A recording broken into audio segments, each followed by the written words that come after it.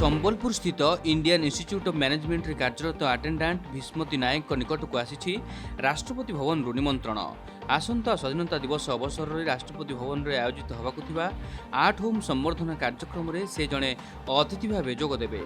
युक्त 2 पाठ शेष कराया चाकरी सन्धान में थे झारसुगुड़ा जिला लईकेरा ब्लॉक तिलेमाल गाँव भीष्मती नायक। दीनदयाल उपाध्याय ग्रामीण कौशल योजना रे तालीम नहीं एबे से आईआईएम संबलपुर भली प्रतिष्ठित अनुष्ठान रे चाकरी करिवार सुजोग पाइछंती।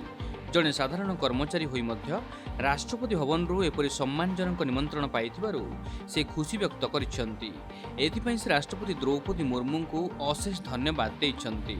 आईआईएम रे एबे अटेंडेंट भाव काम करथिबारु सेथिपई आसीछि। भारतर महामहिम राष्ट्रपति मते से इनवाइट देइथिबारु मु तांको अशेष अशेष धन्यवाद जणाउछि। राष्ट्रपति भवन आसीथिबा एही स्वतंत्र निमंत्रण को संबलपुर डाक विभाग पक्षर भीष्मती को प्रदान करा जायछि। सुपरिटेडेंट सुशांत पाणिग्राही डाक विभागर अन्य अधिकारी सहित आईआईएम संबलपुर ठारे तांकु एही निमंत्रण पत्र प्रदान करिसंती। महामहिम राष्ट्रपति को द्वारा प्रदत्त निमंत्रण पत्र सठिक भाव में वितरण कलु। यह निश्चिंत भाव एक गर्व एवं गौरवर विषय जे भीष्मती नायक राष्ट्रपति को द्वारा निमंत्रित होती।